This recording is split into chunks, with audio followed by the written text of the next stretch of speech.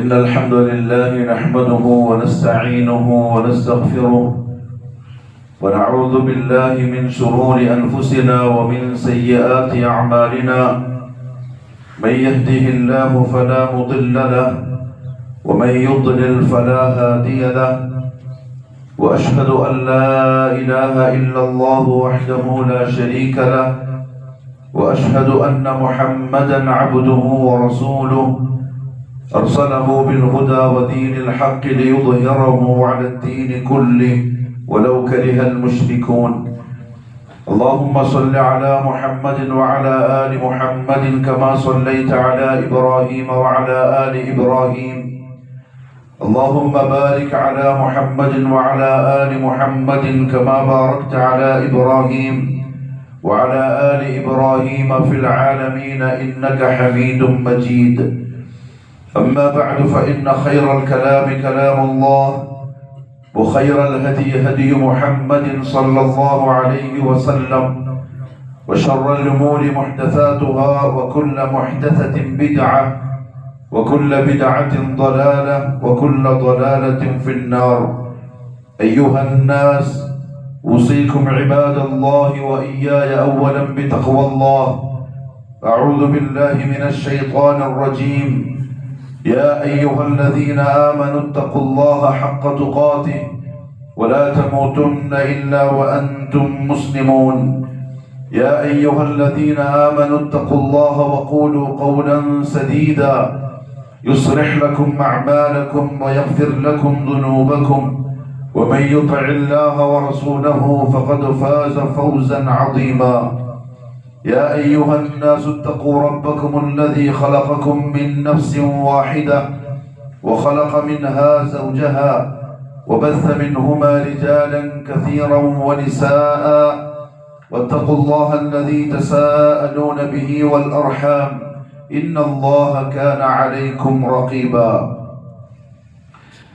അല്ലാഹുവിന്റെ സത്യവിശ്വാസികളായ അടിമകളെ, ഉടമസ്ഥനായ അല്ലാഹുവിന്റെ വിധിവിലക്കുകൾ സൂക്ഷിച്ചുകൊണ്ട് ജീവിക്കുവാനും അതിൽ കൂടി ദുനിയാവിലും നാളെ ആഖിറത്തിലും വിജയം കരസ്ഥമാക്കുവാനും ആദ്യമായി എന്നോടും തുടർന്ന് നിങ്ങൾ ഓരോരുത്തരോടും ഉപദേശിക്കുന്നു, വസിയ്യത്ത് ചെയ്യുന്നു.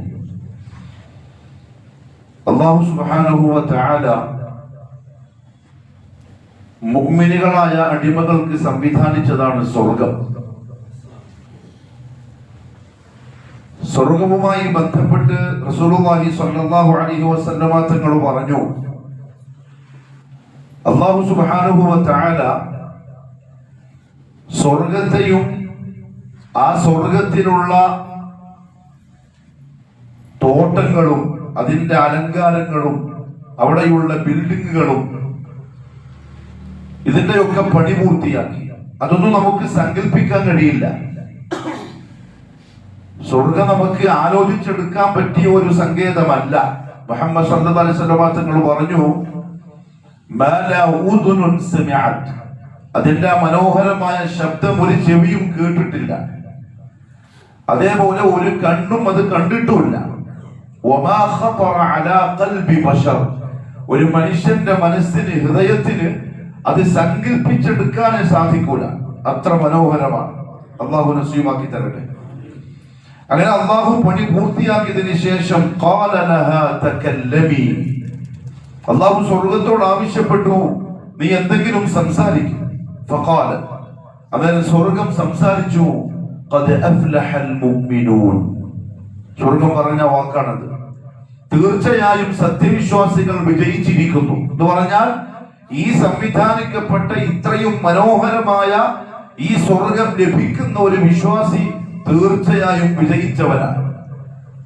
അതുകൊണ്ടാണ് ഉലമാക്കൾ പറഞ്ഞത്, ദുനിയാവിൽ എത്ര വലിയ പ്രയാസങ്ങളും കഷ്ടപ്പാടുകളും ദുരിതങ്ങളും വേദനകളും അനുഭവിച്ച് ഒരായുസ് മുഴുവൻ ക്ഷമിച്ചും സഹിച്ചും ജീവിച്ചൊരു മുഅ്മിൻ നാളെ സ്വർഗത്തിലെത്തിയാൽ ആ സ്വർഗം കണ്ടുകൊണ്ട് കാണലോടുകൂടെ ഒരായുസ് മുഴുവൻ അനുഭവിച്ച വേദനകളും മുഴുവൻ ഉമർന്നു. പിന്നെ അതിനെപ്പറ്റി ചിന്തിക്കയില്ല, അത് അനുഭവിച്ചതായിട്ട് അവനെ അറിയ പോലുമില്ല. അത്ര സുന്ദരമാണ് സ്വർഗം മുഅ്മിനീങ്ങൾക്കുള്ളതാണ്. പക്ഷെ അല്ലാഹു സുബ്ഹാനഹു വ തആല സ്വർഗം ആ പറഞ്ഞ വാക്ക് പരിശുദ്ധ ഖുർആനിലെ സൂറത്തുൽ മുഅ്മിനൂന്റെ ആദ്യത്തെ ആയത്തായി പറയുകയും അതിനുശേഷം ആ മുഅ്മിനിൽ ഉണ്ടായിരിക്കേണ്ടുന്ന ചില ഗുണങ്ങൾ വിശേഷണങ്ങൾ എണ്ണി പറയും ചെയ്തു. അതിൽ ഒന്നാമതായിട്ട് അല്ലാഹു പറഞ്ഞു അല്ലദീനഹും ഫീ സ്വലാത്തിഹിം ഖാശിഊൻ.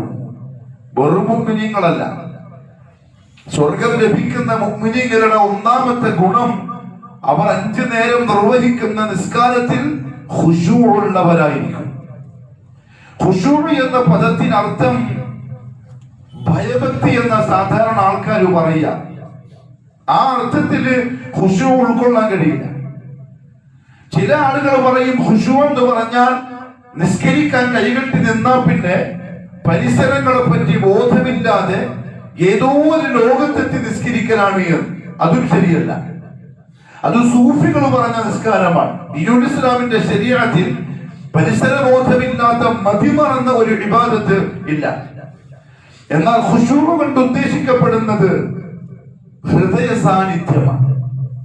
നിസ്കരിക്കാൻ വേണ്ടി നിൽക്കുന്ന ഒരാള് ഞാൻ നിസ്കാരത്തിലാണ്, ഞാനിപ്പോ ഖിയാമിലാണുള്ളത്, ഞാനിപ്പോ റുകൂഇലാണ്, ഞാൻ സുജൂദ് ചെയ്യുകയാണ്, ഞാൻ ഇന്ന ആയത്താണ് ഇപ്പോ ഓതുന്നത്, ഇന്ന തസ്ബീഹാണ് ഇപ്പോ പറയുന്നത്, അതിന്റെ അർത്ഥം ഇന്നതാണ്, അത് ഉൾക്കൊള്ളുന്ന ആശയം ഇന്നതാണ് എന്ന് മനസ്സറിഞ്ഞുകൊണ്ട് നിസ്കരിക്കണം.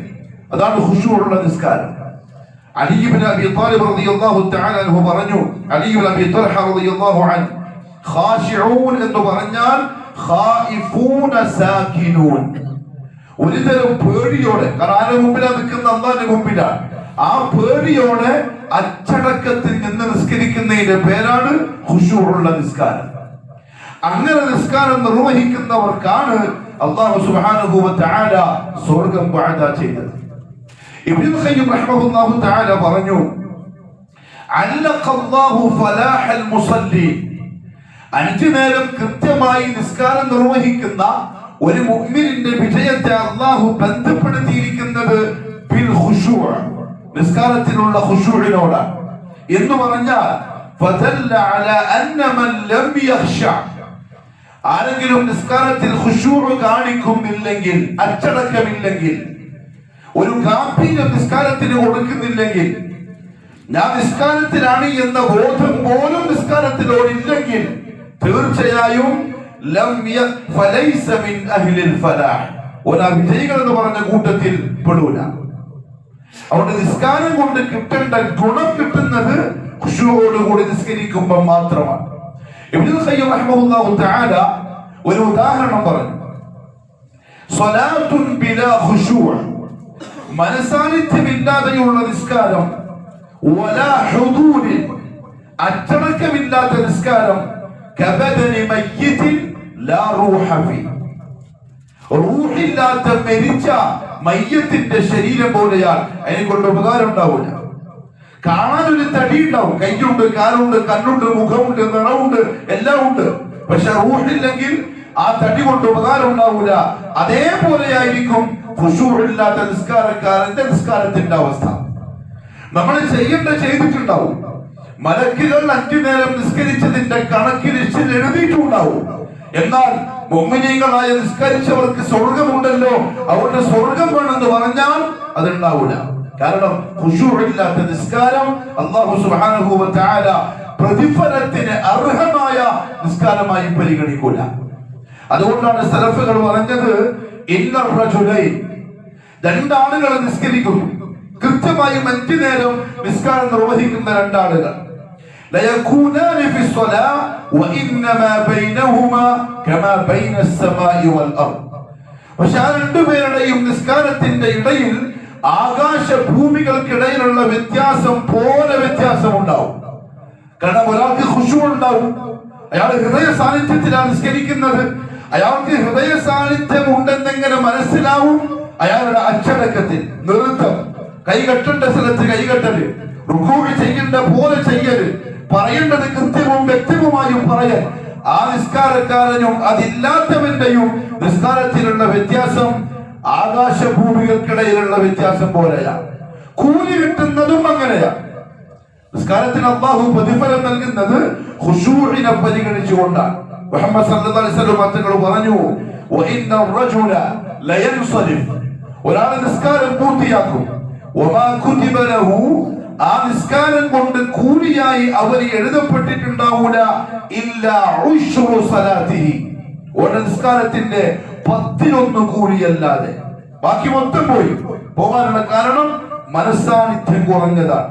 ഹൃദയം നിസ്കാരത്തിനില്ല, ചിന്ത നിസ്കാരത്തിനില്ല, ഞാൻ ആരുടെ മുമ്പിലാണ് നിൽക്കുന്നത് എന്നുള്ള ബോധമില്ല. എന്തെല്ലോ ചിന്തകൾ വന്ന് മാറി മറിഞ്ഞ് എവിടെയല്ലോ പോയി വന്ന് സലാം വീട്ടി. ഇല്ല ഉശ്റുഹ, 10 കൂലിയുണ്ടാവും. ചില ആളുകൾക്ക് തുസ്റുഹ 9, ഹുമുനുഹ 8, സബുഹ 7, സുദുസുഹ 6, ഖുമുസുഹ ചില ആളുകൾക്ക് 5, റുബുഹ ചില ആളുകൾക്ക് 4, സുലുസുഹ ചില ആളുകൾക്ക് 3, വനിസ്ഫുഹ ചില ആളുകൾക്ക് പകുതി. മൊത്തം കിട്ടിയതിനെ പറ്റി റസൂലുള്ളാഹി സ്വല്ലല്ലാഹു അലൈഹി വസല്ലം പറഞ്ഞില്ല. എന്തുകൊണ്ടാണ് എനിക്കറിയോ? മൊത്തം കൂലി കിട്ടുന്ന ആളുകൾ വളരെ കുറവായിരിക്കും. ഖുശൂഅാണ് പ്രിയപ്പെട്ടവരെ നിസ്കാരത്തിന്റെ കാര്യത്തിന് നമ്മൾ മെയിൻ ഫിക്റാക്കി വെക്കേണ്ടത്. അതെങ്ങനെ ഉണ്ടാക്കിയെടുക്കാം, അതെങ്ങനെ വരും, അത് ജിത്തിഹാദിലൂടെ ഉണ്ടാവുന്നതാണ്. ഖുശൂ പെട്ടെന്ന് കിട്ടൂല. കാരണം മനുഷ്യന്റെ മനസ്സിന്റെ അവസ്ഥ കറങ്ങിക്കൊണ്ടിരിക്കുന്ന ഹാല. അതൊരു സ്ഥലത്ത് നിർത്താന്ന് പറഞ്ഞാൽ ഇജ്തിഹാദിന് ആവശ്യമുണ്ട്. നഫ്സിനെ ശീലിപ്പിച്ച് പരിശീലിപ്പിച്ച് അത് ഉണ്ടാക്കിയെടുക്കണം. അല്ലാഹു പറഞ്ഞു, വല്ലദീന ജാഹദു ഫീനാ ലനഹ്ദിയന്നഹും സുബുലനാ, പരിശ്രമിക്കാൻ തയ്യാറുണ്ടെങ്കിൽ വഴി ഞാൻ എളുപ്പമാക്കി കൊടുക്കും. മാത്രമല്ല റസൂലുള്ളാഹി സ്വല്ലല്ലാഹു അലൈഹി വസല്ലം തങ്ങളുടെ സഹാബാക്കൾ തുടക്കകാലത്ത് നിസ്കരിക്കുമ്പോൾ ഇടയ്ക്കിടയ്ക്ക് ആകാശത്തിലേക്ക് നോക്കാറുണ്ട്. യർഫഊന അബ്സാറഹും ഇലസ്സമാ. അതെന്തെങ്കിലും പ്രത്യേകത ഉണ്ടായതുകൊണ്ടല്ല, നിസ്കാരം കർമ്മം നിർവഹിക്കുന്നുണ്ട്. അപ്പൊ ഇന്ന സ്ഥലത്തേക്ക് നോക്കണം, ഇങ്ങനെ നിൽക്കണം എന്നൊന്നും തുടക്കത്തിൽ പറഞ്ഞില്ല. അവർ ചിലപ്പോൾ ആകാശത്തേക്ക് നോക്കും.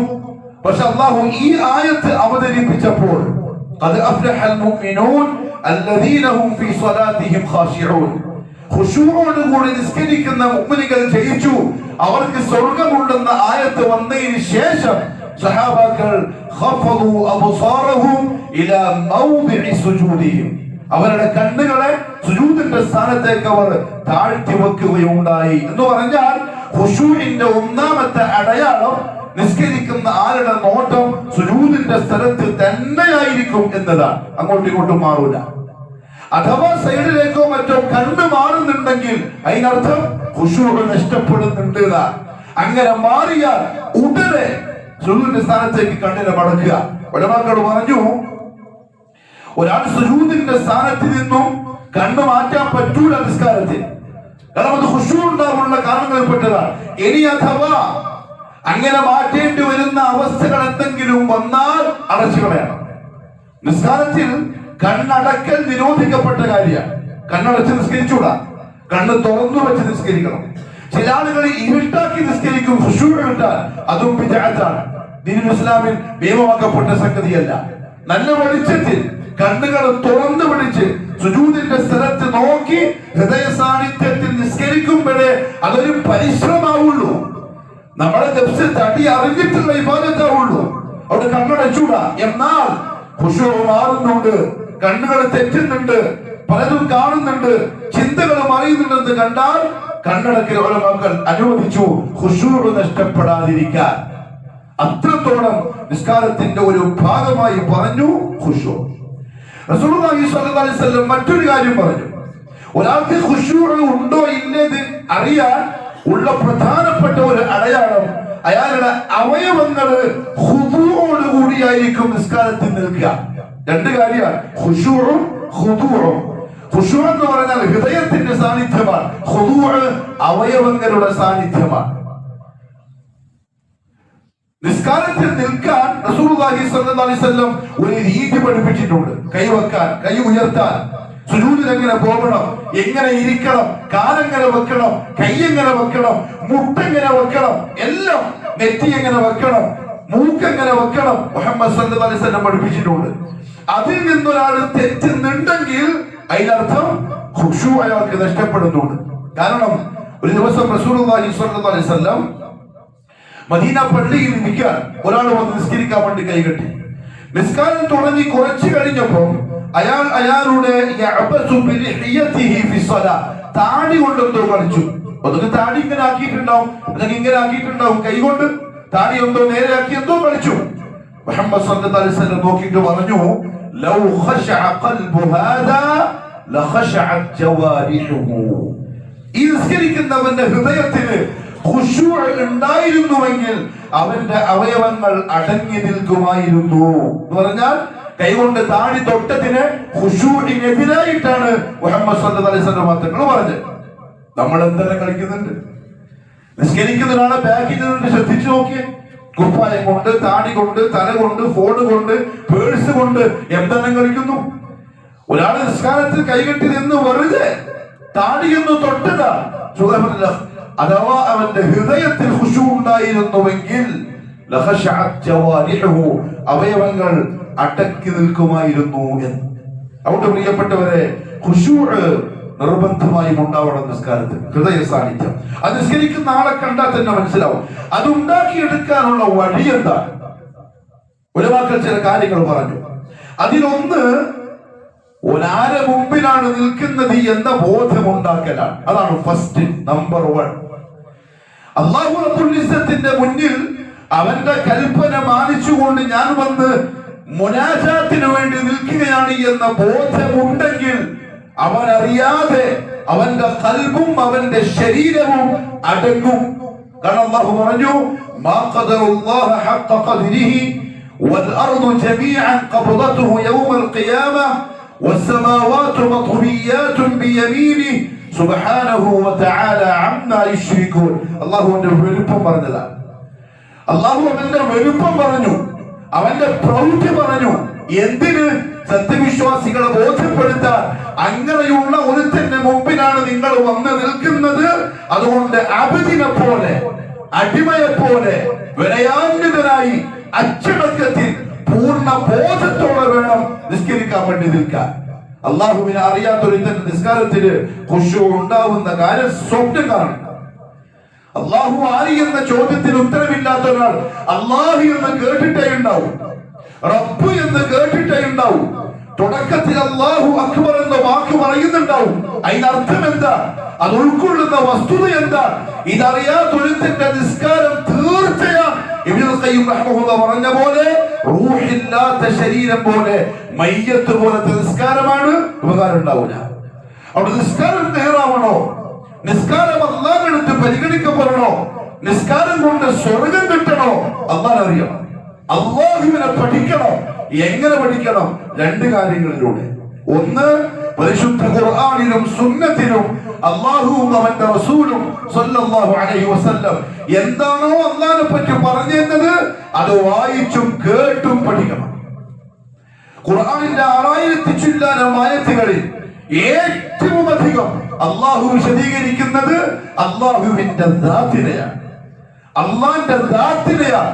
സ്വന്തത്തെ പറ്റി അടിമകൾക്ക് അല്ലാഹു വർണ്ണിച്ചു കൊടുക്കുക. എന്തിന്? അടിമയുടെ മനസ്സിന് അല്ലാഹുവിനെ പറ്റി ആ മഹോസ്ഥാനം വരാ. എന്നിട്ട് വന്ന് നിൽക്കുമ്പോ അടിമയെ പോലെ നിൽക്കാൻ സാധിക്കാം. ഒന്ന് അല്ലാഹുവിനെ അറിയലാണ്. രണ്ടാമത്തെ കാര്യം, റസൂലുള്ളാഹി സ്വല്ലല്ലാഹു അലൈഹി വസല്ലം തങ്ങൾ പറഞ്ഞു, സുജൂദിന്റെ സ്ഥലത്തേക്ക് നോക്കി നിൽക്കലാണ്, നോട്ടം മാറിക്കൂടാ. റസൂലുള്ളാഹി പറഞ്ഞു, لا يزال الله مقبلا على العبد في صلاته. ഒരടിമ നിസ്കരിച്ചു കൊണ്ടിരിക്കുമ്പോൾ അല്ലാഹു ആ അടിമയിലേക്ക് തന്നെ തിരിയും, അവനെ തന്നെ ശ്രദ്ധിക്കും.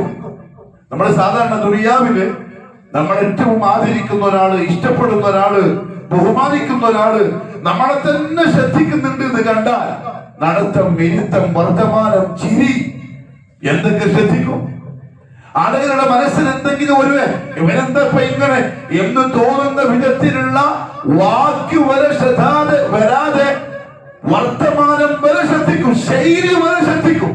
പൊട്ടിച്ചിരിക്കൂല, ഒന്ന് പുഞ്ചിരിക്കും, വേഷം മാന്യമായിരിക്കും, ഇരുത്തം മാന്യമായിരിക്കും, മൂക്കിൽ കൈയിടൂല, ചെവിയിൽ കൈയിടൂല. കാരണം ഒരു വലിയ ആള് നോക്കിക്കൊണ്ടിരിക്കുന്നുണ്ട്. മുഹമ്മദ് സല്ലല്ലാഹു അലൈഹി വസല്ലം തങ്ങൾ പറഞ്ഞു, നിസ്കരിക്കാൻ വേണ്ടി അടിമ കൈകെട്ടിയാൽ അല്ലാഹു അവനിലേക്ക് തിരിയുന്നു. മാലം യൽതഫിത്, അവൻ അവന്റെ നോട്ടത്തിന് തിരിക്കാത്തത്രയും സമയം. അവന്റെ നോട്ടം ഇവന്റെ മുഖമൊന്ന് തിരിഞ്ഞാൽ, നോട്ടമൊന്ന് തിരിഞ്ഞാൽ അള്ളാഹു നോട്ടം പിൻവലിക്കും. പിന്നെ നിസ്കാരം അള്ളാഹു നോക്കൂല. എങ്കിൽ അള്ളാഹുവിനെ അറിയുന്ന, നിസ്കാരത്തിന്റെ ഗുണമറിയുന്ന ഒരടിമ തക്ബീറത്തുൽ ഇഹ്റാം മുതൽ തസ്ലീം വരെ റബ്ബിന്റെ നോട്ടത്തെ പരിഗണിച്ച് വളരെ ശ്രദ്ധയിൽ നിസ്കരിക്കുന്ന ആളായിരിക്കും. അപ്പൊ അവന്റെ ജീവിതത്തിൽ അവൻ ചെയ്യുന്ന അമലുകളിൽ, അവന്റെ സാധാ പ്രവൃത്തികളിൽ ഏറ്റവും ഭംഗിയുള്ള പ്രവൃത്തി 5 നേരത്തെ നിസ്കാരമായിരിക്കും. അവൻ ഏറ്റവും അധികം അടങ്ങുന്നത്, ഏറ്റവും അധികം വിനയം കാണിക്കുന്നത്, ഏറ്റവും അധികം മാനസികമായിട്ടുള്ള സന്തോഷം ലഭിക്കുന്നത് അള്ളാഹ് എന്നെ നോക്കിക്കൊണ്ട് നിൽക്കുന്നുണ്ട് എന്ന ബോധത്തോടെ 5 നേരം നിസ്കരിക്കുമായിരിക്കും. അത്രത്തോളം ശ്രദ്ധിക്കണം, കണ്ണങ്ങോട്ടും ഇങ്ങോട്ടും മാറി പോവാതെ സുജൂദിന്റെ സ്ഥലത്തേക്ക് നോക്കി. മൂന്നാമത്തെ ഒരു കാര്യം ഖുശൂ ഉണ്ടാവാൻ, തദബ്ബുറുൽ ഖുർആനൽ കരീം വൽ അദ്കാർ അല്ലതി യഖൂലുഹാ ഫീ സ്വലാത്തിഹി. നിസ്കാരത്തിൽ ഓതുന്ന സൂറത്തുൽ ഫാത്തിഹ തൊട്ട് പിന്നെ ഏത് സൂറത്താണ് ഓതുന്നത് ആ സൂറകള് റുകൂഇലും സുജൂദിലും എഴുത്തത്തിലും തശഹുദിലും ഒക്കെ പറയുന്ന ദിക്റുകൾ, തസ്ബീഹാത്തുകൾ, ഇതെന്താണെന്നുള്ളത് അറിയാം. 100ൽ 99.9 ഞാൻ എന്താ പറയുന്നതെന്ന് അറിയില്ല. ആ നിസ്കാരത്തിൽ ഖുശൂ ഉണ്ടാവൂല. അവൻ അത് വരാനുള്ള ചാൻസേ ഇല്ല. അല്ലാഹു അക്ബർ, അതിന്റെ ആ കാം പറയുന്ന ഒരു സത്യവിശ്വാസി എങ്ങനെയായിരിക്കും അല്ലാഹുവിന്റെ മുമ്പിൽ നിൽക്കുക, എന്ത് രസത്തിലായിരിക്കും നിൽക്കുക, എന്തൊരു ആവേശത്തിലായിരിക്കും നിൽക്കുക. ഇബ്നു ഖയ്യിം റഹിമഹുല്ലാഹു തആല പറഞ്ഞു, അല്ലാഹു അക്ബർ എന്ന് പറഞ്ഞ് കൈകെട്ടുന്ന ഒരടിമ, ഓൻ പറഞ്ഞെന്താ, അല്ലാഹുവാണ് ഏറ്റവും വലിയവൻ, ബാക്കിയൊക്കെ താഴെയാ. എങ്കിൽ ആ വലിയവനെ വിട്ട് താഴത്തേക്ക് ഓന്റെ മനസ്സും പോവില്ല. അറിഞ്ഞോണ്ടാ പറഞ്ഞതെങ്കിൽ ഏറ്റവും വലുതാണ് നാം കൊണ്ട് പറഞ്ഞു, അത് കൽവറിഞ്ഞിട്ടാ പറഞ്ഞതെങ്കിൽ ബാക്കിയൊക്കെ ഇതിന്റെ താഴെയാണ്, ഇതിന്റെ താഴത്തേക്ക് പോവില്ല. ആ ഏറ്റവും വലുതിൽ ഉടച്ചു നിൽക്കും. പിന്നെ പറയും വജ്ജഹ്തു വജ്ഹിയ ലില്ലദി, അല്ലെങ്കിൽ അല്ലാഹുമ്മ ബാഇദ് ബൈനി, അതുമല്ലെങ്കിൽ സുബ്ഹാനക അല്ലാഹുമ്മ വബിഹംദിക. തനാവ് പറയും. ഈ പറയുന്ന എന്താന്നുകൊണ്ട് കൽവറിയും, നാവ് കൊണ്ട് പറയുന്നത് മാത്രമല്ല. കൽവറിഞ്ഞാൽ അതിന്റെ പേരാണ് ഖുശൂ. സൂറത്തുൽ ഫാത്തിഹ പാരായണം ചെയ്യും. അല്ലാഹു പറഞ്ഞെന്താ, നിസ്കാരത്തെ ഞാൻ എന്റെയും അടിമന്റെയും ഇടയിൽ ഭാഗിച്ചിട്ടുണ്ട്. പകുതി എനിക്കും പകുതി എന്റെ അടിമക്കുമാണ്. സൂറത്തുൽ ഫാത്തിഹന്റെ ഓരോ ആയത്ത് ഓതുമ്പോഴും അതിന് മറുപടി എന്നോണം അല്ലാഹു ആ അടിമനോട് വർത്തമാനം പറയുന്നുണ്ട്. അതറിഞ്ഞോണ്ട് സൂറത്തുൽ ഫാത്തിഹ ഓതുന്നവൻ എത്ര ക്ലിയർ ആയിട്ടായിരിക്കും ഫാത്തിഹ ഓതുക. അക്ഷരങ്ങൾ ശ്രദ്ധിച്ച്, നിയമങ്ങൾ പാലിച്ച്, നിർത്തേണ്ടടുത്ത് നിർത്തി, ഓരോ വാക്കിന്റെയും അർത്ഥം അറിഞ്ഞ്, അതാണ് മുഅ്മിൻ, അതാണ് മുഅ്മിൻ. അല്ലാഹു അക്ബർ, അൽഹംദുലില്ലാഹി റബ്ബിൽ ആലമീൻ റഹ്മാൻ റഹീം. ഇത് മുഅ്മിന്റെ നിസ്കാരം ആവില്ല. അങ്ങനെ നിസ്കരിക്കാൻ മുഅ്മിനിന് പറ്റൂല. ഖുശൂഉള്ള സത്യവിശ്വാസി അത്ര ശ്രദ്ധിക്കും ഓരോ നാവ് കൊണ്ട് ഉച്ചരിക്കുന്ന വാക്കും നിസ്കാരത്തിൽ. മുട്ടുമടക്കി കൈമുട്ടിൽ കുത്തി കുനിഞ്ഞു ആരുടെ മുമ്പിൽ? മലിക്കുൽ ജബ്ബാറിന്റെ മുന്നിൽ. ഞാൻ കുനിഞ്ഞിരിക്ക എന്റെ റബ്ബിന്റെ മുന്നിൽ, രാജാവിന്റെ മുന്നിൽ ഞാൻ എന്റെ അടിമത്തം അർപ്പിച്ച് കുനിഞ്ഞു നിൽക്കുക. എന്നിട്ട് ഞാൻ പറയുന്നത് സുബ്ഹാന റബ്ബിയൽ അസീം. ആ പറഞ്ഞ വാക്കിന് അർത്ഥം പോലെ കൽബ് അറിയുന്നില്ലെങ്കിൽ ആ കുനിയന്റെ അർത്ഥം എന്താണ്? എന്തിനാ കുനിഞ്ഞ്? പഞ്ചപുച്ഛ മടക്കി തല താഴ്ത്ത് വെച്ചു, കയ്യും താഴെ വെച്ചു, കാൽമുട്ടും മടക്കി, ഭൂലോകത്തൊരു മഖ്ലൂഖിന്റെ മുമ്പിലും കുനിക്കാത്ത തല കുനിച്ച് അള്ളാന്റെ മുമ്പിൽ, അല്ലാഹുവേ ഞാൻ ഒന്നുമല്ല, ഞാൻ നിന്റെ വെറും ഒരു അടിമ മാത്രമാ എന്ന് പറഞ്ഞ് തലയും കുത്തി കിടന്നിട്ട് സുബ്ഹാന റബ്ബിയൽ അഅ്ലാ എന്ന് പറയുമ്പോൾ അതിന്റെ അർത്ഥം ഖൽബിലില്ലെങ്കിൽ ആ കിടത്തത്തിന്റെ അർത്ഥം എന്താണ്? ആ കിടത്തത്തിന്റെ പേരെന്താ? സുജൂദ്. അല്ലാഹുമായിട്ട് അടിമ ഏറ്റവും അധികം മടുക്കുന്ന ടൈം സുജൂദിൽ കിടന്നിട്ട് പോലും ചിന്ത ദുനിയാവാണെങ്കിൽ കാര്യമില്ല. കാര്യമില്ല എന്ന് പറയുന്ന ഖുർആനാണ്. ഖദ് അഫ്ലഹൽ മുഅ്മിനൂൻ അല്ലദീന ഹും ഫീ സ്വലാത്തിഹിം ഖാശിഊൻ. പഞ്ചമുച്ച മടക്കി കിടക്കുമ്പോൾ സുബ്ഹാന റബ്ബിയൽ അഅ്ലാ എന്ന് പറയുമ്പോൾ ഖൽബിലുണ്ടാവും. അതുണ്ടാക്കലാണ് നിസ്കാരത്തിൽ ഖുശൂ ഉണ്ടാവാനുള്ള മറ്റൊരു വഴി. തശഹുദിലിരുന്നു അത്തഹിയ്യാത്തുൽ മുബാറകാത്തുസ് സലവാത്തുത് തയ്യിബാതു ലില്ലാഹ് എന്നതിന്റെ മാന. പറയാൻ തുടങ്ങിയിട്ട് കൊല്ലത്രേ, എന്തെല്ലാം പഠിച്ചു, എത്ര സർട്ടിഫിക്കറ്റ് ഉണ്ട് കൈമല്, ഏതൊക്കെ സ്കൂളിൽ പോയി, ഏതെല്ലാം കോളേജിൽ പോയി, എത്ര എക്സാമിന് പാസ്സായി, എത്ര വലിയ ഡിഗ്രികൾ കിട്ടി, എത്ര വലിയ പേരും പെരുമയും പ്രശസ്തിയും ദുനിയാവിൽ ഉണ്ടാക്കി. പ്രൊഫഷണൽസ് പല കോഴ്സുകൾ പൂർത്തിയാക്കി സർട്ടിഫിക്കറ്റ് പിടിച്ച് അള്ളാന്റെ ഭൂമിയിൽ മാന്യരെ പോലെ ജീവിക്കുന്നവൻ ഉടമസ്ഥനായ റബ്ബിന്റെ അർശിന്റെ താഴ്ഭാഗത്ത് ചെന്ന് അല്ലാഹുവിന്റെ റസൂൽ അർപ്പിച്ച അഭിവാദ്യ വാക്ക് അത്തഹിയ്യാത്ത്, അതിന്റെ അർത്ഥം 55 കൊല്ലമായി പറഞ്ഞിട്ടും ഇന്ന് വരെ പഠിച്ചിട്ടില്ലെങ്കിൽ ആ നിസ്കാരത്തിന്റെ കഥ എന്താണ്? ഓരെന്താ പിന്നെ കൈപൊക്കിയിട്ട് വിരല് പൊക്കിയിട്ട് പറയുന്ന വാക്കെന്താ അറിയില്ല. തെറ്റാനതാണ്, എന്റേതാണ് തെറ്റ. നമ്മൾ ഉസ്താദ്മാരെ പറ്റി പറയും, ആ പഴയ ഉസ്താദ്മാരൊന്നും പഠിപ്പിച്ചിട്ട, എന്റെ ഉപ്പയമ്മ പഠിപ്പിച്ചിട്ട. ബുദ്ധിയില്ലേ? ആരും മന്ദബുദ്ധികളൊന്നുമല്ലല്ലോ. മന്ദബുദ്ധിയാണ്, പൊട്ടനാണ്, വർത്താനം പറയാൻ കഴിയില്ല, തലച്ചോറില്ലാത്തവരാണെങ്കിൽ നിസ്കരിക്കാൻ വേണ്ട, പിന്നെ ഇത് പഠിക്കല്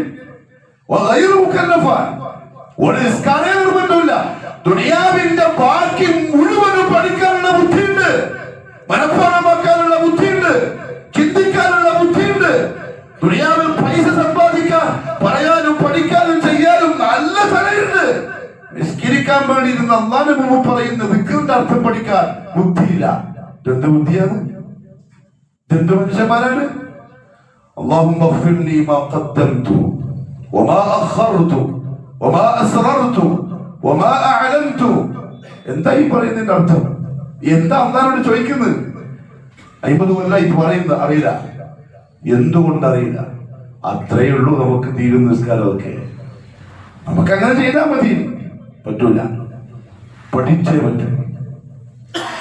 പഠിച്ചേ പറ്റൂ എന്ന് പറഞ്ഞാൽ റൂഹില്ലാത്ത ഇബ്നു ഖയ്യിം റഹ്മഹുല്ലാഹ് പറഞ്ഞു, ഒരു രാജാവിന്റെ മുന്നിൽ നിങ്ങൾ റൂഹില്ലാത്ത മയ്യത്തായ ഒരു അടിമ പെണ്ണിനെയോ ഒരു അടിയാനെയോ കൊണ്ടുപോയിട്ട് കൊടുത്താൽ രാജാവ് എങ്ങനെയായിരിക്കും നിങ്ങളോട് പ്രതികരിക്കാൻ? നമ്മുടെ ഒരു അടിമപ്പെണ്ണിനെ രാജാവിന് ഹദിയ കൊടുക്കാൻ കൊണ്ടുപോകാൻ, ഗിഫ്റ്റ് കൊടുക്കാൻ, നാട് ഭരിക്കുന്ന ഭരണാധികാരിക്ക്. പക്ഷെ എന്താ പ്രത്യേകത അറിയോ? ഈ രണ്ടെണ്ണവും ചത്തത, മെലിച്ച മയ്യത്തുകളാ, ജീവനില്ല. ഇത് കൊണ്ടേക്ക് മഹാരാജാവേ, ഇതാ എന്റെ മക നിങ്ങൾക്കൊരു ഗിഫ്റ്റ് എന്ന് പറഞ്ഞ തലവെട്ടും. അത് കളിയാക്കില്ല, പരിഹസിക്കില്ല. അതേപോലെയാ ഖുശൂഇല്ലാത്ത നിസ്കാരം അല്ലാഹുവിന്റെ മുമ്പിൽ വെക്കുന്നവൻ അല്ലാഹുവിനെ കളിയാക്കുക. എന്തായാലും നീ പറഞ്ഞല്ല നിൽക്കാൻ, ഞാൻ വന്ന് എങ്ങനെ കഴിച്ചിട്ട് പോവാ, ഇതൊരു പരിഹാസമാണ്. എന്റെ പ്രിയപ്പെട്ട മടിക്കേരിയുള്ള മുഅ്മിനീങ്ങളെ, ചെറുപ്പക്കാരെ, സഹോദരിമാരെ, ഉടമസ്ഥന്റെ കോടതിയിൽ നമുക്ക് കാരണം പറയാൻ ഒന്നുണ്ടാവില്ല. സ്കൂൾ പഠിക്കുന്നില്ലേ? കോളേജ് പഠിക്കുന്നില്ലേ? കച്ചവടത്തെ പറ്റി ഫിക്റാക്കുന്നില്ലേ? കണക്കൂട്ടുന്നില്ലേ? ഇതെന്തേ പഠിക്കാൻ കഴിയുന്നില്ല? നിസ്കാരം കഴിയുന്നില്ല, ഇപ്പൊ വയസ്സായി, ഒന്നും പറ്റുന്നില്ല, ബാക്കി എല്ലാം സാധിക്കുന്നുണ്ടല്ലോ. അള്ളാഹു മനസ്സിലാക്കാനുള്ള തൗഫീഖ് നസീബാക്കി തരട്ടെ. സാധാരണ ഖുർആൻ നമ്മൾ എന്താണോ നിസ്കാരത്തിൽ സൂറത്ത് ഓതുന്നത്, അതിന്റെയെങ്കിലും അർത്ഥവും ആശയവും മനസ്സിലാക്കി വെക്കണം. സൂറത്തുൽ ഇഖ്ലാസിന്റെ അതെല്ലാം സാധാരണ ഓതുക, ഖുൽ ഹുവല്ലാഹു അഹദ്. അതിന്റെ ഒരു സഹാബി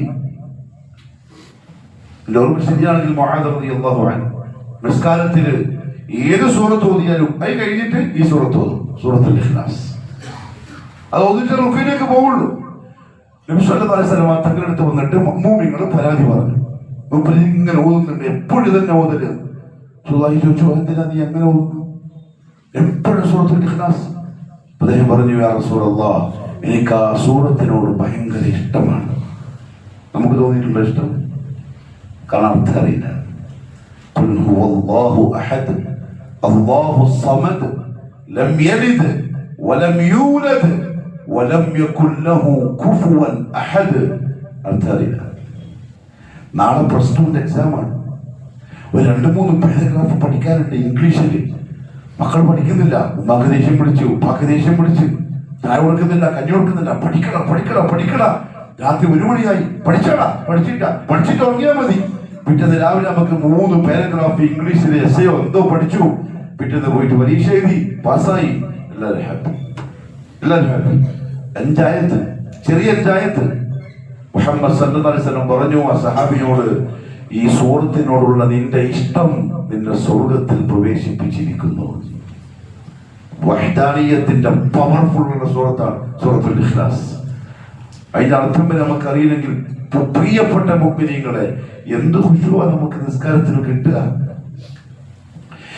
എന്തേ നമ്മൾ ആവശ്യങ്ങൾ നടക്കാത്തത്, എന്റെ ദുരിതങ്ങൾ മാറാത്തത്, പ്രയാസങ്ങൾ എന്തേ നീങ്ങാത്തത്? അള്ളാഹുവിനെ കുറ്റം പറയല്ലേ, നമ്മള് ആക്ഷേപിക്കല്ലേ? നിസ്കരിക്കുന്നുണ്ടല്ലോ, ദുആ ചെയ്യുന്നുണ്ടല്ലോ, എന്താ പിന്നെ നടക്കാത്തത്? അള്ളാഹു നമ്മളെ കാക്കട്ടെ. ചില മനുഷ്യന്മാർ പറയുന്ന വർത്തനാണ്, കാര്യം നടക്കുന്നില്ലല്ലോ, എന്റെ ആഗ്രഹം നടക്കുന്നില്ലല്ലോ, എത്ര ദുആ ചെയ്തു, എത്ര നിസ്കരിച്ചു, നിസ്കാരം ആവാത്തത് കൊണ്ട് അള്ളാഹ് ആഗ്രഹിക്കും പോലെ ചെയ്യാൻ പറ്റുന്നില്ല, അവിടെ സാധിക്കാത്ത എങ്കിൽ കുറ്റം പറയുന്നത് ആരെയാ? എന്നെ. കുറ്റം പറയേണ്ടത് എന്നെ. ഞാൻ ചെയ്യുന്നത് ശരിയാകുന്നില്ല. സൂറത്തുൽ ഫാത്തിഹ, സൂറത്തുകൾ, അതേപോലെ ദിക്റുകൾ, അദ്കാറുകൾ, തസ്ബീഹാത്തുകൾ, അതിന്റെ എല്ലാ അർത്ഥവും അതിന്റെ ആശയവും മനസ്സിലാക്കി അതൊന്ന് മനസ്സിൽ കൊണ്ടുവന്ന് നിസ്കരിച്ചു നോക്കിയേ, രസകരമായിരിക്കും. അരിഹ്നാ ബിഹാ യാ ബിലാൽ. മുഹമ്മദ് സല്ലല്ലാഹു അലൈഹി വസല്ലം എന്തെങ്കിലും വിഷമങ്ങൾ വരുമ്പോൾ, പ്രയാസം, അല്ലാഹുവിന്റെ റസൂലിന് എന്ത് പ്രയാസം? ദുനിയാവിൽ അങ്ങനെ വരാൻ ചാൻസ് ഇല്ല. എന്നാൽ നമുക്ക് വരും. കടം കയറി, കച്ചവടം പൊട്ടി, മോളെ കല്യാണം വന്ന് നിൽക്കുന്നു, മോന്റെ കല്യാണം, മോന്റെ പഠിപ്പ്, വീട് വെക്കണം, അങ്ങനെ പലതും. എന്തെങ്കിലും മനസ്സിൽ കടുപ്പം വന്നാൽ റസൂലും, ബിലാൽ അരിഹ്നാ ബിഹാ യാ ബിലാൽ, ബിലാൽ നിസ്കരിക്ക, എന്റെ ഹൃദയത്തിൽ ഒരു സമാധാനം കിട്ടട്ടെ.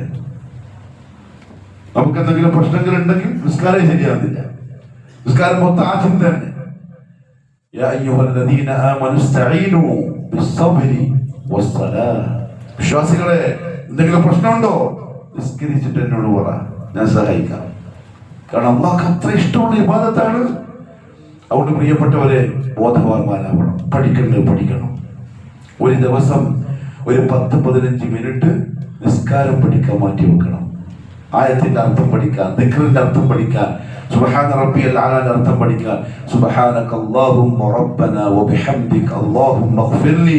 മുഹമ്മദ് സല്ലല്ലാഹു അലൈഹി വസല്ലം വഫാത്തിനോട് അടുത്ത് സൂറത്തുൻ നിസ്ർ ഇറങ്ങിയതിനു ശേഷം വഫാത്ത് വരെ സുജൂദിൽ പറഞ്ഞ തസ്ബീഹാത്താണ്. അല്ലാഹുവിന്റെ റസൂൽ പറഞ്ഞ വാക്ക് ചെറുതാവില്ല, അത് വലിയ വാക്കാണ്. അബൂബക്കർ സിദ്ദീഖ് റളിയല്ലാഹു ചോദിച്ചു, യാ റസൂലല്ലാഹ്, നിസ്കരിക്കുമ്പോൾ ചെയ്യാനുള്ള ദുആ പഠിപ്പിച്ചു. റബ്ബി ഇന്നി വലംതു നഫ്സി ളുൽമൻ കസീറ فاغفر لي فإنه لا يغفر الذنوب إلا أنت فاغفر لي وارحمني إنك أنت الغفور الرحيم.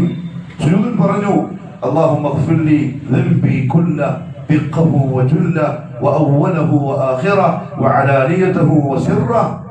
അല്ലാഹുവിന്റെ റസൂൽ പറയാ, ഇത് പറയേണ്ടതാണ് പള്ളിയിലെ ഖത്തീബ് മാത്രം, മുക്രിക്ക മാത്രം.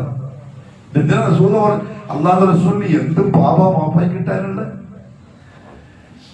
والضحى والليل إذا سجى ما ودعك ربك وما قلى وللآخرة خير لك من الأولى ولسوف يعطيك ربك فترضى ألم يجدك يتيما فآوى ووجدك ضالا فهدى ووجدك عائلا فأغنى.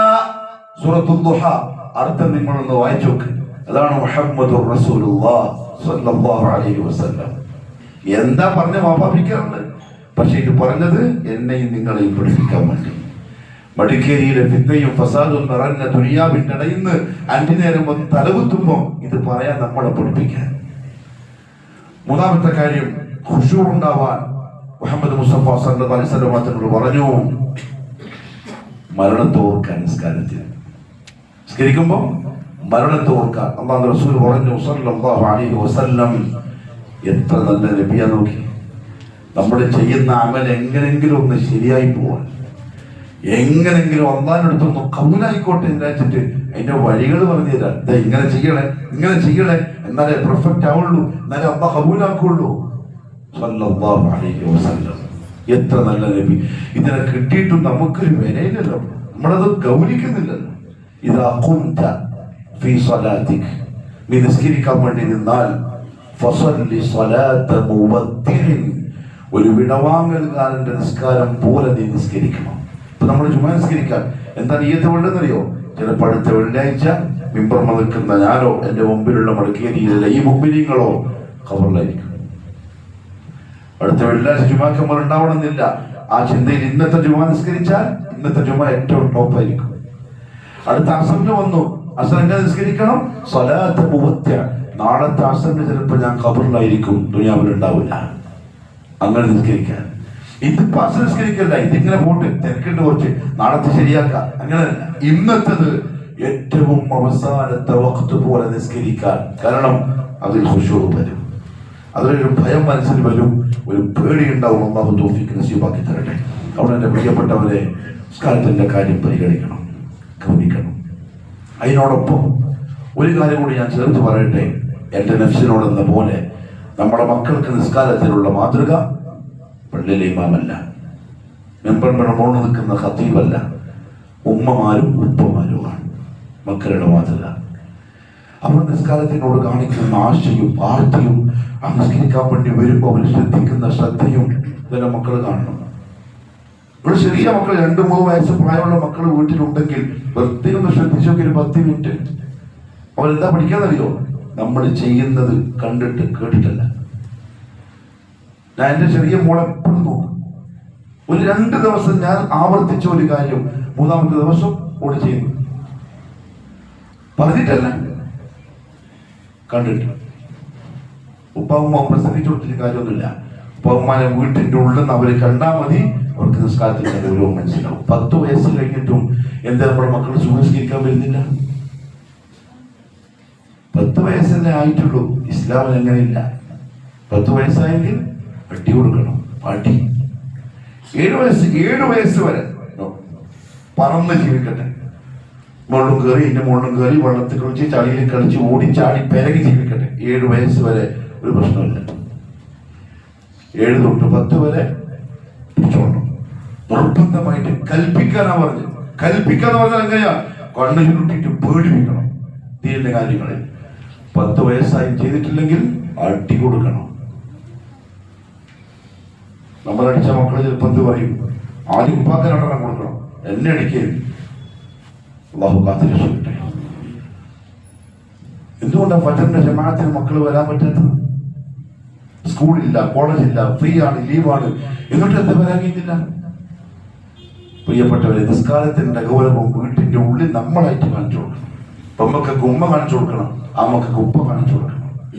എന്തുകൊണ്ടറിയോ? മുഹമ്മദ് സല്ലല്ലാഹു അലൈഹി വസല്ലം പറഞ്ഞു, ഇദാ സലഹത്, നിസ്കാരം ക്ലിയർ ആയാൽ സലഹ സായിറു അമലി, ബാക്കി എല്ലാം ക്ലിയർ ആവും.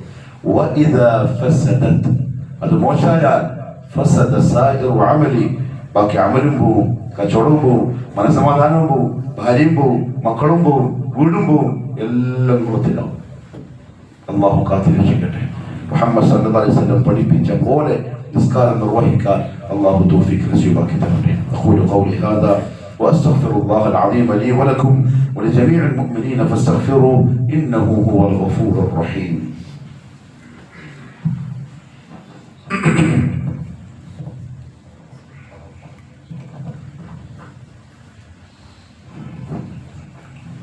الحمد لله رب العالمين والصلاة والسلام على نبينا محمد وعلى آله وصحبه أجمعين. أما بعد فيا أيها الناس أوصيكم وإياي ثانيا بتقوى الله. അള്ളാഹുവിന്റെ സത്യവിശ്വാസികളായ അടിമകളെ, ജീവിതത്തിന്റെ എല്ലാ മേഖലകളിലും കഴിവിന്റെ പരമാവധി അള്ളാഹുവിനെ സൂക്ഷിക്കണേ എന്ന് എന്നോടും നിങ്ങൾ ഓരോരുത്തരോടും ഒരിക്കൽ കൂടി ഉപദേശിക്കുന്നു, വസിയത്ത് ചെയ്യുന്നു. വന്നുപോകുന്ന അബദ്ധങ്ങള്, പാപങ്ങള്, പോരായ്മകൾ അള്ളാഹു അവന്റെ ഫദ്ല് കൊണ്ട് മാപ്പാക്കി തരട്ടെ. ദുനിയാവ് എങ്ങനെയാണ്? ദുനിയാവ് 4 ഭാഗത്തു നിന്നും ശൈത്താൻ നമ്മുടെ തെറ്റിലേക്ക് മാത്രം പിടിക്കുന്ന ദുനിയാവാണ്. വളരെ ശ്രദ്ധിച്ചും സൂക്ഷ്മതയിലും കഴിവിന്റെ പരമാവധി ശ്രദ്ധിക്കണം. ഖൽബ് ക്ലിയർ ആക്കണം. പ്രിയപ്പെട്ടവരെ, നന്നാക്കിയേ പറ്റും. ഇന്നോ നാളെയോ അള്ളാഹിനടുത്തേക്ക് യാത്രയാവാൻ വേണ്ടി വന്നാൽ സമാധാനത്തോടെ സന്തോഷത്തോടെ പോവാൻ സാധിച്ചാൽ അതെന്നെ വിജയം. നിസ്കാരത്തിന്റെ കാര്യവുമായി ബന്ധപ്പെട്ട് ഒരു കാര്യം കൂടി ഓർമ്മയിൽപ്പെടുത്താനുള്ളത്, എന്റെ നഫ്സിനോടെന്ന പോലെ ആണുങ്ങൾ 5 നേരത്തെ നിസ്കാരം നിർവഹിക്കേണ്ടത് പള്ളിയിൽ ജമാഅത്തായിട്ടാണ്. ഉലമാക്കൾ രണ്ട് അഭിപ്രായം പറഞ്ഞു. മുഅക്കദായ സുന്നത്താണെന്ന് പറഞ്ഞു, മഹാഭൂരിപക്ഷം ഉലമാക്കൾ പറഞ്ഞു ജമാഅത്ത് നിസ്കാരം ആണുങ്ങൾക്ക് വാജിബാണ്, നിർബന്ധമാണ്, ഒഴിവാക്കാൻ പറ്റില്ല. അയാൾ പറഞ്ഞ തെളിവ് എന്താ അറിയോ? നിങ്ങളൊന്ന് വായിച്ചു നോക്കണം. സൂറത്തുൽ നിസാഇന്റെ 102-ാമത്തെ ആയത്തിൽ യുദ്ധക്കളത്തിലുള്ള നിസ്കാരത്തെ സംബന്ധിച്ച് അല്ലാഹു പറയുകയാണ്, وَإِذَا كُنْتَ فِيهِمْ فَأَقَمْتَ لَهُمُ الصَّلَاةَ فَلْتَقُمْ طَائِفَةٌ مِّنْهُمْ مَعَكَ എന്ന് തുടങ്ങുന്ന ആയത്തിൽ യുദ്ധക്കളത്തിൽ എങ്ങനെയാണ് നിങ്ങൾ ജമാഅത്തായി നിസ്കരിക്കേണ്ടത് എന്ന് ഖുർആൻ അല്ലാഹു പഠിപ്പിച്ചു കൊടുക്കാൻ. എവിടെ നിൽക്കുമ്പോൾ? മംഗലത്തിലല്ല, യുദ്ധം ചെയ്യാൻ നിൽക്കുമ്പോൾ. ഈ ആയത്ത് പറഞ്ഞുകൊണ്ട് ഉലമാക്കൾ പറഞ്ഞു, ഇബ്നുൽ മുൻദിർ റഹിമഹുല്ലാഹ് പറഞ്ഞു, ഇത്രയധികം പേടിയും ഭയവും കാരണം ശത്രുക്കളുടെ മുമ്പിൽ നിൽക്കുക ഉള്ള ഒരു സന്ദർഭത്തിൽ പോലും ജമാഅത്തായി നിങ്ങൾ നിസ്കരിക്കണം എന്ന് അല്ലാഹു പറഞ്ഞുവെങ്കിൽ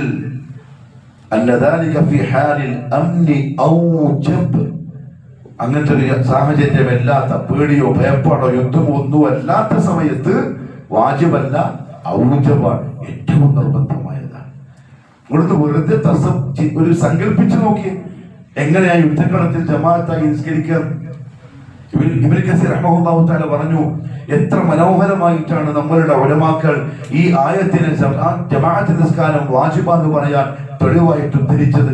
കാരണം മഖാമുൽ ഹർബ് യുദ്ധത്തിന്റെ സ്ഥലം, അവിടെ അൽ മുശ്രികൂന യതറബ്ബസൂന ബിഹിം, അപ്പുറത്തെ ശത്രുക്കൾ മുശ്രിക്കീങ്ങൾ വാടും അമ്പും വില്ലും കുന്തവും കൊണ്ട് മുഅ്മിനീങ്ങളെ എങ്ങനെ കൊല്ലണമെന്ന് നോക്കി നിൽക്കുക. ആ സമയത്ത് നിസ്കാരത്തിന്റെ ടൈമായത് അള്ളാഹു പറയാൻ ജമാഅത്തായിട്ട് നിസ്കരിച്ചോളണം. എന്താ അവസ്ഥ? ജമാഅത്തായിട്ട് നിസ്കരിച്ചോളണം യുദ്ധക്കളത്തിൽ. എങ്കിൽ അതല്ലാത്ത സമയത്ത് എത്രത്തോളം ശ്രദ്ധിക്കേണ്ടി വരും. ആ സമയത്തും ജമാഅത്ത് നിസ്കാരം ഒഴിവാക്കാൻ എന്ന് പറഞ്ഞില്ല. അപ്പൊ എന്ത് മനസ്സിലായി? അതല്ലാത്ത സമയത്തും ജമാഅത്ത് നിസ്കാരം ഒഴിവാക്കിക്കൂടാണ്. അത്ര നിർബന്ധ ബുദ്ധിയിൽ ജമാഅത്ത് നിസ്കാരത്തെ കാണണം. മറ്റൊരു തെളിവ് ഉലമാക്കൾ പറഞ്ഞു, പരിശുദ്ധ ഖുർആനിൽ യൗമ യുക്ശഫു അൻ സാഖിൻ വയദഊന ഇല السجود فلا يستطيعون, നാളെ മഹ്ശറിൽ അല്ലാഹു സുബ്ഹാനഹു വ തആല അവന്റെ മുമ്പിൽ സുജൂദ് ചെയ്യാൻ മുഅ്മിനീങ്ങളോട് കൽപ്പിക്കും. അല്ലാഹു തൗഫീഖ് നസീബാക്കട്ടെ. പക്ഷേ ഫലാ യസ്തതിഊൻ, ചില ആളുകൾക്ക് സാധിക്കില്ല.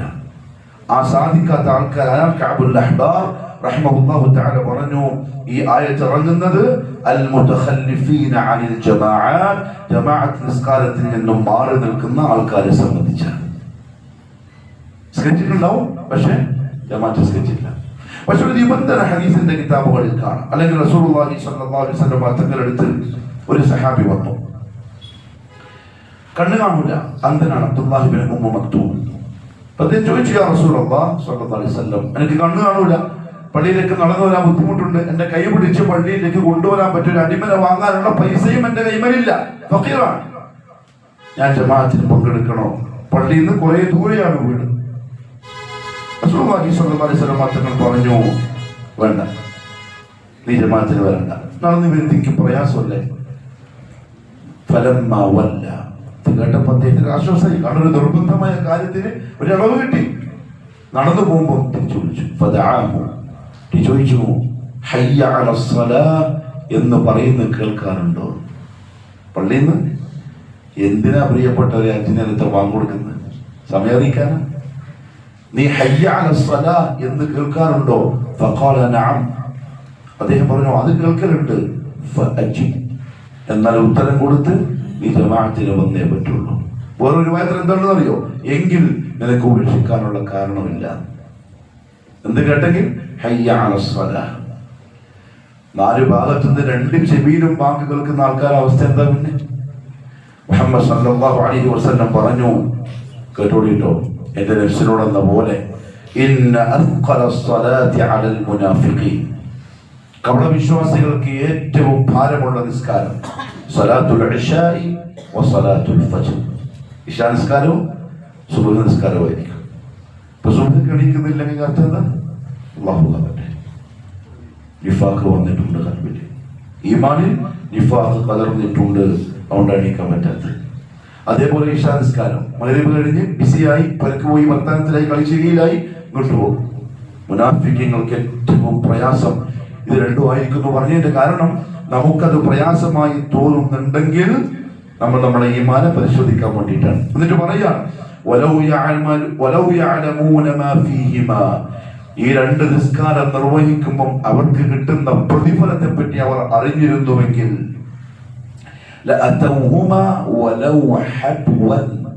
ആ രണ്ട് ജമാഅത്തിനും മുട്ടുകാലിൽ നടന്നിട്ടല്ല, നടക്കാൻ കഴിയില്ല, മുട്ടുകാലിൽ ഇടഞ്ഞിട്ടാണെങ്കിലും പള്ളിയിലേക്ക് നിസ്കരിക്കാൻ അവർ വരുമായിരുന്നു.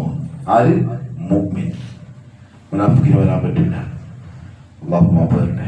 തൗബ ചെയ്യണം. നഷ്ടപ്പെട്ടു പോയിട്ടുണ്ടാവും, നമ്മൾ ഒഴിവാക്കിയിട്ടുണ്ടാവും, മനുഷ്യന്മാരല്ലേ. തൗബ ചെയ്യണം, അല്ലാഹു മാഫ് തരും. ആ തൗബ കബൂലായതിന്റെ അടയാളം എന്താ അറിയോ?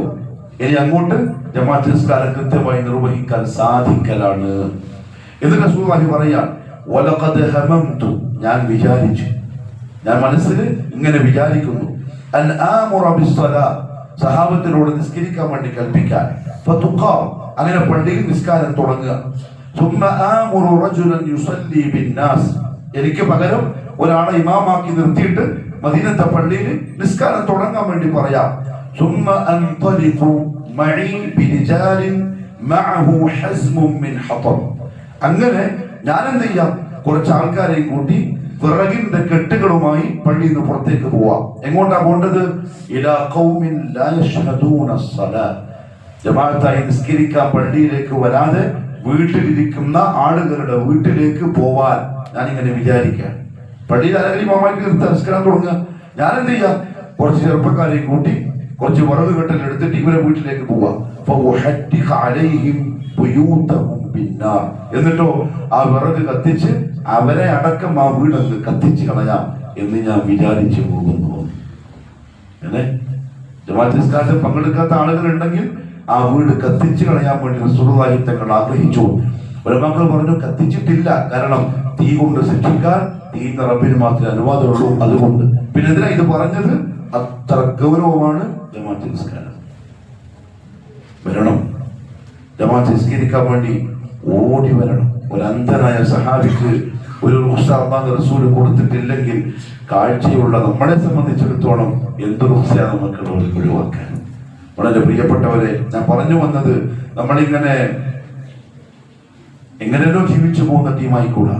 കാര്യബോധത്തിൽ ആഖിറത്തിന് വേണ്ടി ഒരുങ്ങുന്ന, സ്വർഗത്തിന്റെ അവകാശിയാകുന്ന തരത്തിൽ വേണം ഇബാദത്തുകൾ ചെയ്യാൻ. അള്ളാഹു നല്ല തൗഫീഖ് നസീബാക്കി തരട്ടെ. ഇൻഷാ അള്ളാഹ് അടുത്ത ആഴ്ചയിൽ മുഹറവുമായി ബന്ധപ്പെട്ട വിഷയം പറയും. എന്നാലും ഒരുപക്ഷെ നാളെ തൊട്ട് മുഹറം 1 തുടങ്ങുകയാണ്.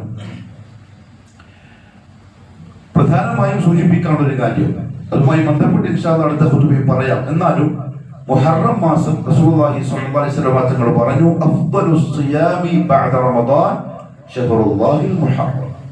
റമദാനിന് ശേഷം ഏറ്റവും ശ്രേഷ്ഠമായ നോമ്പ് മുഹറം മാസത്തിന്റെ നോമ്പാണ്. ഉലമാക്കൾ 3 അഭിപ്രായം പറഞ്ഞു. ഒന്നുകിൽ ആ മാസം മുഴുവൻ നോമ്പെടുക്കൽ സുന്നത്താണ്, അല്ലെങ്കിൽ ആ മാസം മുഴുവനും റസൂലുള്ളാഹി തങ്ങൾ റമദാനിന് മാത്രമേ എടുത്തിട്ടുള്ളൂ എന്നുള്ളതിനെ കൊണ്ട് അധിക ദിവസങ്ങളിൽ നോമ്പെടുക്കൽ, മുഹറത്തിൽ അധിക ദിവസം നോമ്പെടുക്കൽ. 3, അതിനും പറ്റുന്നില്ലെങ്കിൽ 9-ന്റെയും 10-ന്റെയും അന്ന്, അല്ലെങ്കിൽ 10-ന്റെയും 11-ന്റെയും അന്ന് നോമ്പെടുക്കൽ പ്രധാന സുന്നത്താണ്. എന്താ നോമ്പിന്റെ പ്രത്യേകത? റസൂലുള്ളാഹി സ്വല്ലല്ലാഹു അലൈഹി വസല്ലം പറഞ്ഞു, മുഹറം 10-ന്റെ നോമ്പിനെ പറ്റി ചോദിച്ചപ്പോൾ, അഹ്തസിബു അലല്ലാഹ് അൻ യുകഫിറ അസ്സന അല്ലതി ഖബ്ലഹ, കഴിഞ്ഞ ഒരു വർഷത്തെ പാപങ്ങൾ അല്ലാഹു മാഫാക്കി തരും മുഹറം 10 അന്നുള്ള നോമ്പിനെ കൊണ്ട്. മുഹറം 10 ഒരു പക്ഷേ ഇൻഷാ അല്ലാഹ് 6, 7 ആയിരിക്കും.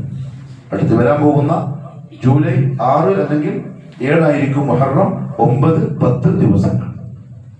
ഞാൻ ഇന്ന് സൂചിപ്പിച്ചത് നാളെ 1 തുടങ്ങിക്കഴിഞ്ഞാൽ നോമ്പെടുക്കുന്ന ആളുകൾ ഉണ്ടെങ്കിൽ നോമ്പ് തുടങ്ങാൻ വേണ്ടിയിട്ടാണ്. ബാക്കി ഇൻഷാ അല്ലാഹ് നമുക്ക് അടുത്ത ഖുതുബയിൽ പറയാം. അല്ലാഹു സുബ്ഹാനഹു വ തആല കാര്യങ്ങൾ മനസ്സിലാക്കി ദീൻ അറിഞ്ഞ് ദീൻ മുറുകെ പിടിച്ച് ജീവിക്കുന്ന മുത്തഖീങ്ങളിൽ പെടുത്തി അനുഗ്രഹിക്കട്ടെ. നമ്മുടെ ഒരു സഹോദരൻ ഹോസ്പിറ്റലിലാണ്, എന്റെയും ഭാര്യന്റെ ഉമ്മ ഹോസ്പിറ്റലിലാണ്. അങ്ങനെ ഒരുപാട് രോഗികൾ. അള്ളാഹു അവർക്കെല്ലാം ശിഫാവും സിഹത്തും ആഫിയത്തും പ്രദാനം ചെയ്യട്ടെ. മാരകമായ രോഗങ്ങളിൽ നിന്നും ബുദ്ധിമുട്ട് പ്രയാസങ്ങളിൽ നിന്നും സാമ്പത്തികമായും ശാരീരികമായും മാനസികമായും തളർന്നു പോകുന്ന പരീക്ഷണങ്ങളിൽ നിന്നും അള്ളാഹു നമ്മളെല്ലാവരെയും കാക്കട്ടെ. اللهم اغفر للمؤمنين والمؤمنات والمسلمين والمسلمات الأحياء منهم والأموات إنك مجيب الدعوات وقاضي الحاجات اللهم اعز الاسلام والمسلمين واذل الشرك والمشركين وانصر الاسلام والمسلمين والمجاهدين في سبيلك يا رب العالمين. ربنا آتنا في الدنيا حسنة وفي الآخرة حسنة وقنا عذاب النار. وصلى الله على نبينا محمد وعلى آله وصحبه أجمعين.